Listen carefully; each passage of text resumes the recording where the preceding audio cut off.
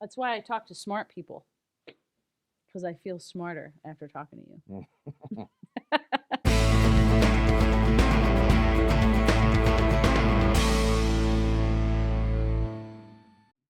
What are agents Ooh, facing in this market that they I should think, really be prepared for?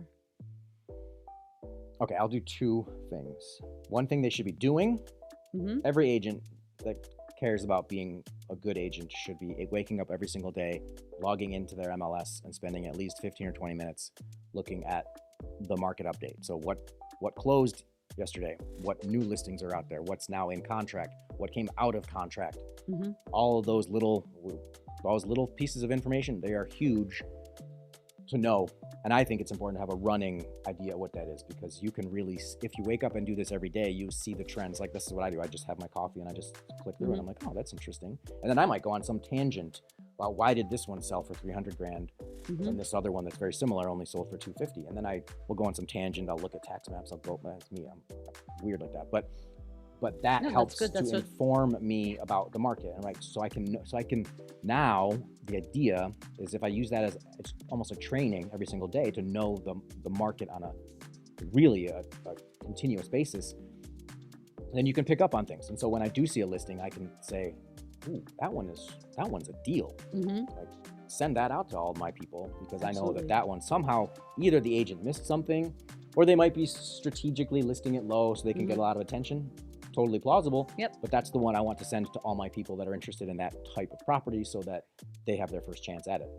I mean, I always say, like, you can't sell a product that you don't know. Yeah. It's the same thing if you have a bakery, you should probably bake something and have it for sale. You should probably also know how to bake. So this is the ingredients, right? Is knowing the market and knowing now when you go look at a property and you work with a seller, you'll probably be able to price it. Just, yeah, because I've seen so many things and been up with the market. So absolutely, I agree. That's what agents need to do. Yeah. And I mean, on the listing side, this is not going to be the second one I said, but on the listing side, if you are constantly polishing your mental database of what's going on in the market, then oftentimes if you do get a listing opportunity, you obviously want to do your background research, but you kind of know right away. But then Right away. I'm still going to get data. Mhm. I'm still going to do my process, but oftentimes it comes pretty pretty close to that initial. Absolutely. And that's when you know, like, you've really become an expert in the market. And you're like, okay, I got this. I looked at so much property that now I know and what the similarities are and what's different. Because sellers really will say, well, mine is the same as this. And it's like, it's not exactly the same. And here's why. Here's why yours is worth more or less.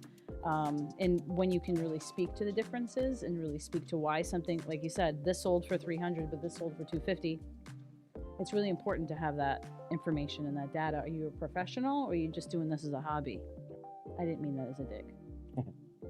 Well, I mean, to be fair, I'm a full-time real estate agent, right? I have I'm afforded the luxury of having my coffee and doing that, and that calling that work, because it is. Yep. Not everyone has that luxury. So to be fair, dual career agents, cut them a little slack, right? You just said 15 to 20 minutes.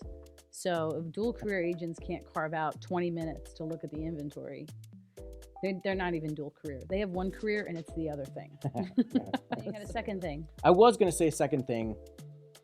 It's probably a broader topic, but you said like things to be aware of or whatever. Yeah, like maybe things to be prepared for, like coming down the pipe at the agent. Well, I think it is. I think the thing that agents are increasingly, I don't want to say worried about, but certainly have to have on our radar, is the fact that tech keeps getting better. Tech is getting really good at understanding real estate. And I mean tech like AI or whatever, all these different things, the various websites out there that people use as a consumer, they're getting better and better. And it starts to marginalize the benefit that we bring to the table to some extent. So I think we have a very limited window in a showing as a buyer's agent, for example, to not only, we're doing a lot of things in that window. We're trying to establish a relationship. We're trying to connect with them as humans.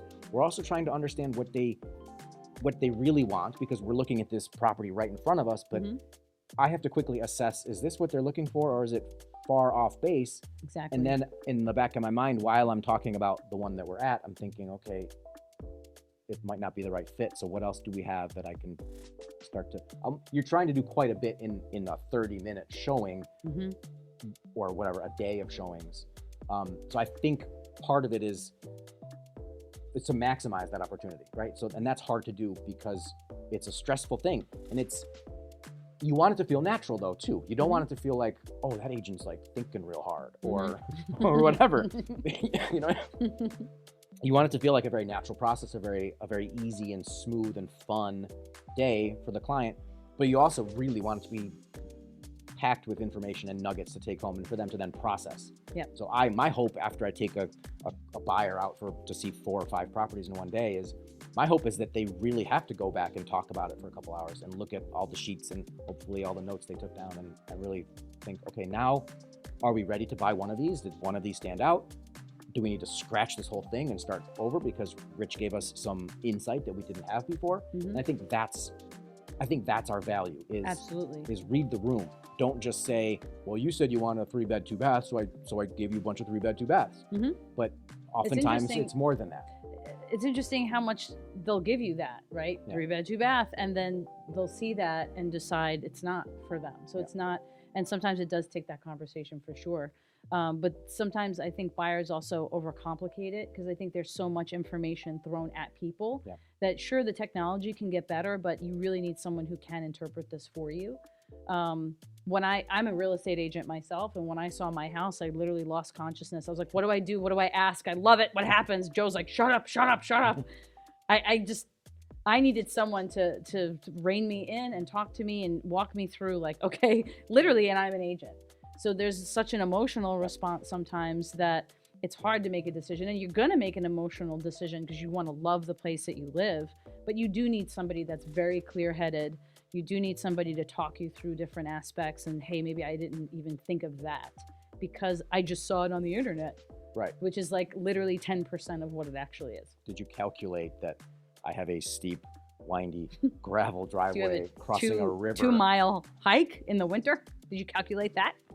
in a flood zone with a river with a bridge that's... Is that a dig at me? Because I have that.